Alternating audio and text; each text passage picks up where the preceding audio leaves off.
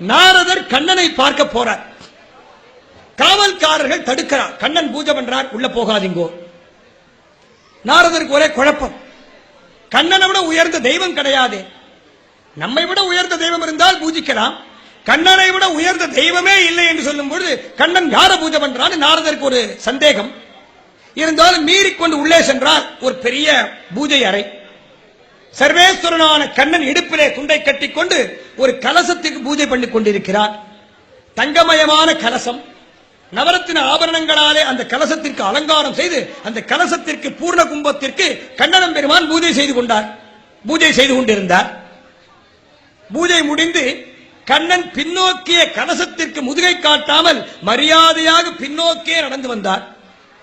நாரதரை பார்த்தான். வாங்கோ நாரதரே, சௌக்கியமா இருக்கிறா, எப்ப வந்தீர்னு கேட்டாராம் கண்ணன். என்ன கண்ணா அதிசயமா இருக்கு, ருக்வேதம், யஜுர்வேதம், சாமவேதம், அதர்வண வேதம் 4 வேதங்களும் உன்னைத்தானே பரம்பொருள் என்று சொல்கின்றன. பிரம்மா, சிவன், இந்திரன் உள்ளிட்ட 33 கோடி தேவர்கள் கண்ணனை தவிர தெய்வம் இல்லை என்று சொல்கிறார்களே, நீர் யாருக்கு பூஜை பண்ணி? உம்மை தவிர தெய்வம் இல்லை என்று சொல்லும் போது உம்மை விட உயர்ந்தவர்கள் இருந்தா தானே பூஜை பண்ண முடியும். உன்னை தவிர உயர்ந்தவர்களே கிடையாது, உனக்கு சமமானவர்களே கிடையாது என்று சொல்லும் போது உன்னை விட உயர்ந்தவர்கள் யார்? யாருக்கு நீர் பூஜை செய்தீர் என்றதற்கு கண்ணன் சொன்னார், நாரதரே, அந்த கலசத்தை திறந்து போய் பாருங்க. அந்த கலசத்துக்குள்ளே நான் வணங்கக்கூடிய தெய்வம் இருக்கிறது, போய் பாருங்கள் என்றாராம் கண்ணன். உடனே நாரதர் பயபக்தியோடு நடுங்கிய கையோடு அந்த பூஜை அறைக்குள் சென்று 7 ஆசனத்தின் மீது வைக்கப்பட்டிருந்த தங்க கலசத்திற்குள்ளே கையை விட்டு பார்த்தால் பசுமாட்டு சாணம் நாரக்கூடிய தூசி, பசுமாட்டு சாணி நாரக்கூடிய தூசி. ஏ கண்ணா, உனக்கு என்ன பைத்தியம் பிடிச்சுடுத்தா? பசுமாட்டு சாணம் நாரக்கூடிய மண்ணை போய் பூஜை பண்றியேப்பா, இது என்ன நியாயம்? இது என்ன தர்மம்?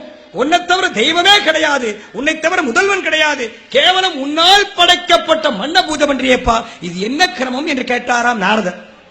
பகவான் கண்ணன் சொன்னார், நாரதரே, உண்மையிலேயே என்னை தெய்வமாக்கிய தெய்வம் கண்ணனல்லால் தெய்வம் இல்லை என்கிறார் சுவாமி நம்மாழ்வார். கண்ணன் கடலினை நண்ணும் மனமுடையீர் என்னும் திருநாமம் திண்ணம் நாரணமே என்கிறார் நம்மாழ்வார்.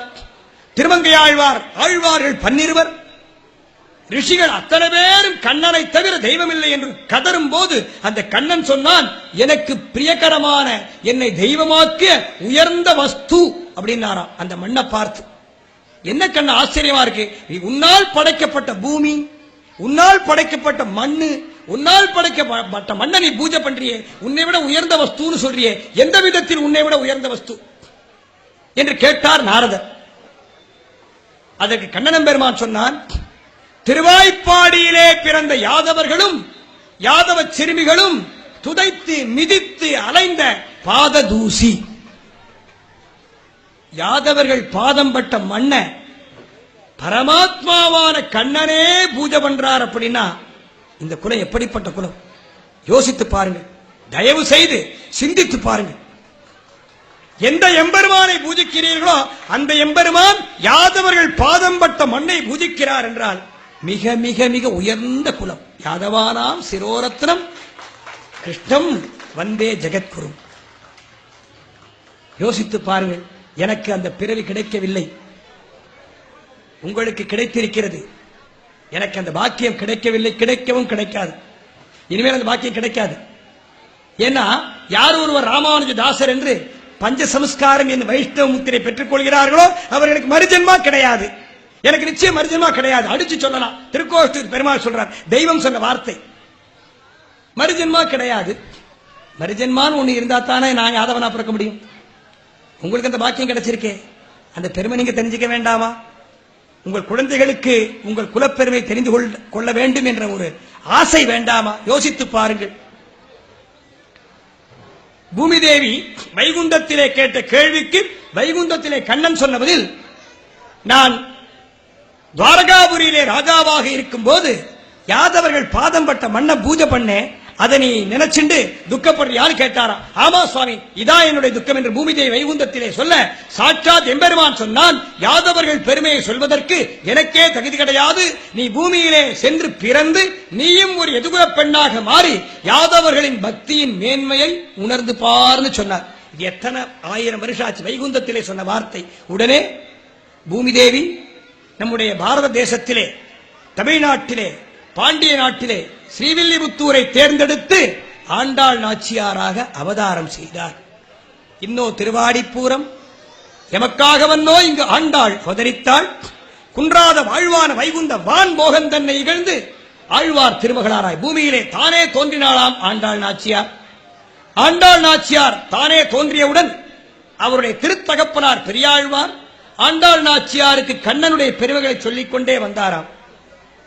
உடனே ஆனந்தம் அந்த சின்ன குழந்தையான ஆண்டாள் நாச்சியாருக்கு, அப்பா உடனே கோகுலத்திற்கு அழைத்துச் செல்லுங்கள், மதுராவுக்கு அழைத்துச் செல்லுங்கள்.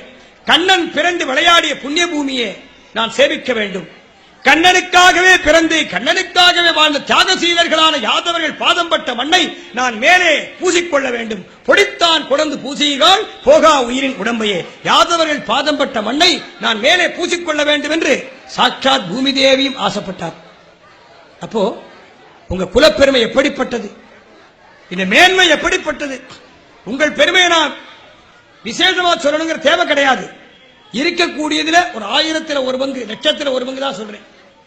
எனக்கு 24 மணி நேரம் ஒரு மாசம் கொடுத்தேன்னா 24 மணி நேரம் இன்று ஒரு மாசம் சொன்னா கூட யாதவர் பெருமையை சொல்லி முடியாது. அவ்வளவு பெருமை, அவ்வளவு பெருமை மிகுந்த குலம், அவ்வளவு உயர்ந்த குலம். உடனே அந்த ஆண்டாள் நாச்சியார் திருப்பாவையிலே 30 பாசுரங்களிலே கண்ணன் சொன்ன கீதையின் தத்துவத்தை, சகல வேதாந்த சாஸ்திரங்களின் உட்பொருளை 30 தமிழ் பாட்டுகளாக கொடுத்தார். அதில் முதல் பாட்டு சீர்மல்கும் ஆய்ப்பாடி செல்வச் சிறுமியர்கள். நம்முடைய